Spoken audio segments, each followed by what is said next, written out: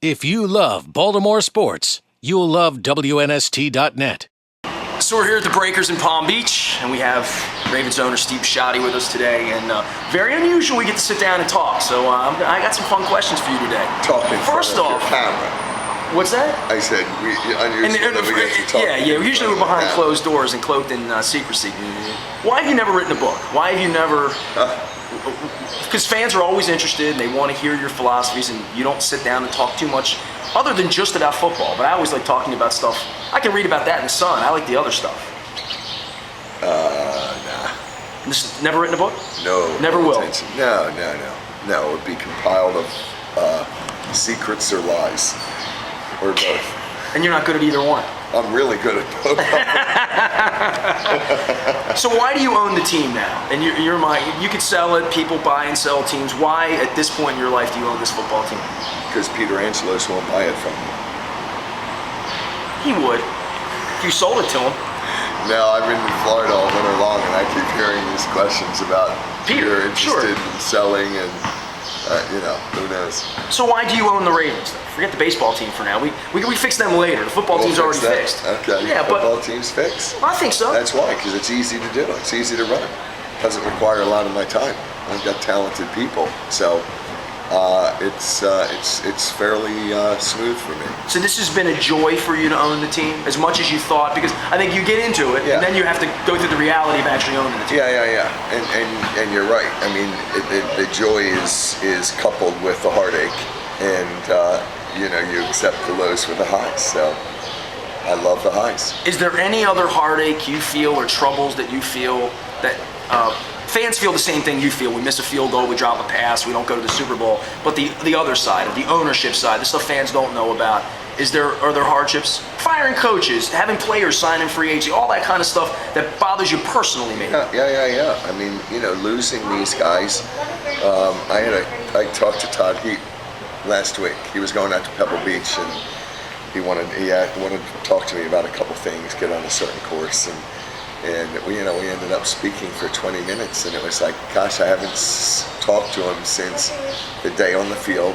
Arizona came to Baltimore, and I got to see him, and we certainly talked when he was released, and then I saw him on the field, and then I talked to him for 20 minutes, and when I hung up the phone, my wife said, "Oh, I love him." Is that awkward when you see him on the field? No. These guys are professionals. They know it's business. They know if I could spend the money to keep them all, I would. You can't. Okay. That damn salary cap. Has this journey for you from taking over for Art to where we are right now, has it been good for your family? Was it everything you expected it to be? Yeah.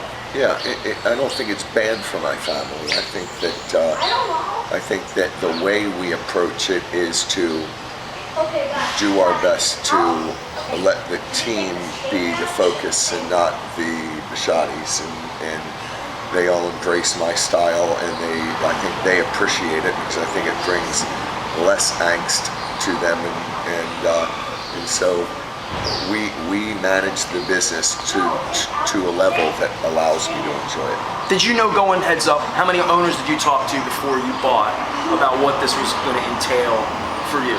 None. Ron Shapiro took me up to talk to Fred Wilpon, a good friend of his. And his situation has certainly changed, right? I mean, he's got bad news and good news, and bad news and now good news again, just in the way that they're going about trying to. I think I disagree with the position for the recovery experts to say that those guys should have been smart enough to know what Bernie Madoff was doing, but the feds weren't smart enough to know what he was doing, is rather duplicitous, don't you think? And yet they're going after people like Fred and saying, "Oh, you had to know." Well, where were they? What's an amazing thing that a franchise can be taken down, for everyone, not just for him, his family, for the fans, for the sponsors, for the people who built the stadium. Exactly. Patently unfair. And I guess in this economic environment, this league continues through the labor problems of last year to continue to excel. And was that something that you knew going into the NFL, that the NFL was a stronger business than the NBA, NHL, baseball? Yeah, well, I watched the demise of the Orioles because because of the inequities in the revenue streams, and they don't share enough revenue. And so, I've said in the past, I don't think that I would own the Ravens if Pittsburgh could have 3 times the payroll, and Cincinnati could have 2 times the payroll. Well, it's certainly not fun not winning. It's not fun. It's not fun being handicapped. That would be like, I'm a 10 handicap. It would be like me playing a scratch golfer every day of my life. You lose every day. So you win one because he has the worst day of his life, and I have a good day. Well, I'm not in this business to play against the odds. Do you feel like it's almost patently unfair in other leagues where it's not fair to the fans picking up sides? I mean, when we were kids in a playground, we pick up sides, so it was fair, so we get a fair fight every time. Exactly. I always feel as an NFL fan we got a fair fight. Is that the best part of this league? Or is there even... That's the best part of the league, that it's fair, and that I think it does come down to the talent that you put in place to manage the business like Dick does, and manage the football side like Ozzie does. We have a fighting chance all the time. Our losses are our losses, and our wins are our wins. And it's easier to accept failure when you feel like it was a fair fight. You shake hands in the center of the ring, and you salute the victor.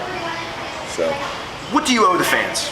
What's the responsibility of the organization from just for the Ravens, not for the league, but what do you owe the fans?